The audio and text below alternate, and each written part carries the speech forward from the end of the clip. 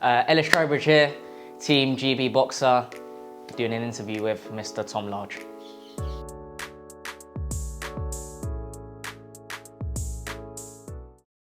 Ellis, first up, welcome. Congratulations. Tell me about that silver thing you've got hanging around your neck. Well, firstly, thank you very much, mate.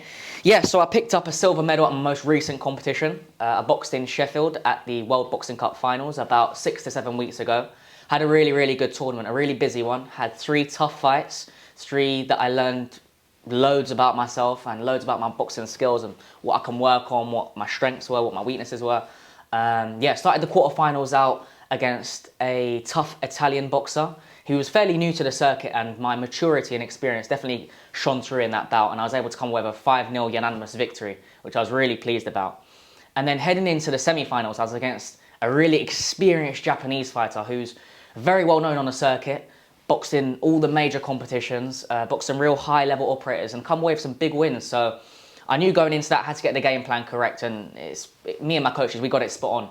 And I executed it really well, and I was able to come away with a 3-2 victory in that one. And then heading into the finals, I was against a really game Mongolian, and I knew I had to be on the top of my game, and I was.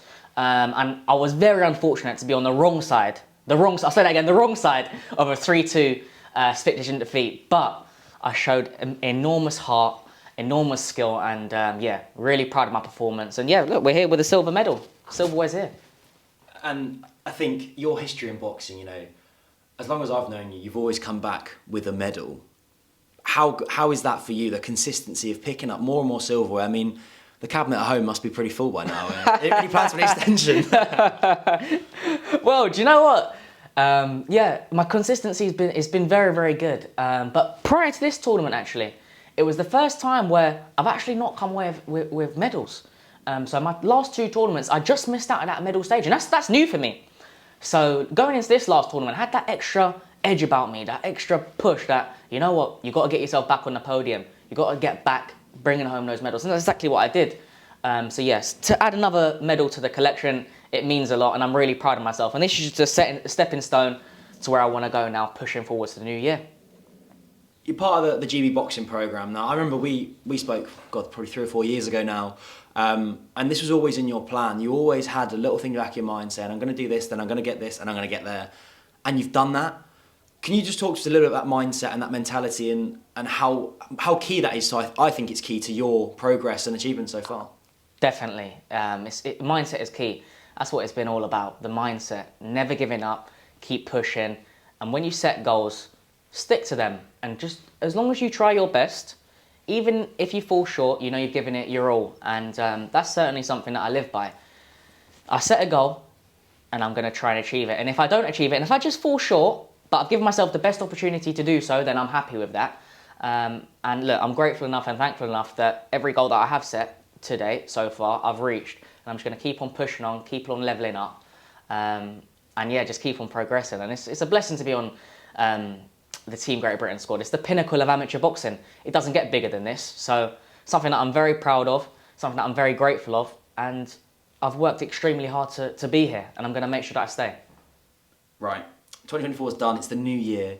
Let's take a look at 2025, and you've recently been announced as part of the TeamGB Podium squad for the 2028 Olympics.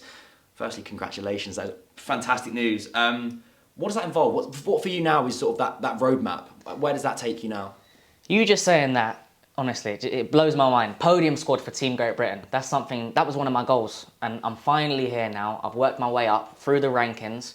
I've had it the hard way, no shortcuts. It's not been gifted to me or anything like that. I've had it the hard way. I've boxed my way through and proven myself, shown that I'm a capable athlete. And now it's been rewarded by being moved up onto the podium squad. So yeah, so when you get onto the Team Great Britain squad, not many people know this, but there's an academy squad and then there's the podium squad. So the academy squad, basically, put it in simple terms, you're just trying to prove yourself, trying to get the ranking, trying to get as much silverware as you can to then be moved up onto the podium squad, which then allows you to be considered for Olympic qualification events, to be considered for World Championships, European Championships, all of the big tournaments, Commonwealth Games, those sort of things. So now I'm on the podium squad. I'll be working in Sheffield with the most senior coaches under the guidance of the likes of Rob McCracken, Richie Woodall, Lee Pull and Dave Alloway, Gary Hale, Graham and and Alderson, those kind of characters who are all extremely knowledgeable coaches, and they've been, done and seen it all. All of the top level fighters, they've been around. And if they've not been around them, they've been competing against them. So to be able to be under their watchful eye now, and I've just named a few there, but to be under their watchful eye, it's really going to take my game to the next level. I'm going to be able to work on my craft, master my craft, and ultimately get the best out of myself and reach my full potential, which is why I'm here. That's what I want to do. I want to reach my full potential, and being on the podium squad is going to allow me to do that. So yeah, like I said, I'll be based in Sheffield from Monday to Thursday, a full-time athlete now, working there every single week, and just preparing for all the tournaments ahead. It's going to be a busy year. It's going to be lots of activity, and I'm ready for it now. I can honestly say, from the setbacks, the bumps in the road, they've made me who I am today, and I can sit here and confidently say I'm ready now. I'm ready to take on the world and prove myself as an elite international fighter. Being in sort of an environment, the elite level environment, how does that help you elevate your game? Is it, are people keeping you on your toes? Are you looking at who's actually in competition with you for those spots? How does that help you and motivate you? Honestly, being around the best boxers in the country is amazing. In Great Britain, I might be working on the bag. I might feel a little bit tired. I look to my left. There's a top level fighter. He's going at it. I look to my right. There's a top level fighter going at it. It just makes me raise my game. Every session you want to be the best. Whether that's in the track runs, that's in the ring, that's in the weights room, you want to be the best. That only elevates your game. So yeah, to be around such elite operators, I'm really grateful to be there. And it's just about proving myself and showing them, what I can bring to the table now. You're in the podium squad for the 2028 Olympics. Obviously, it's a long way away now.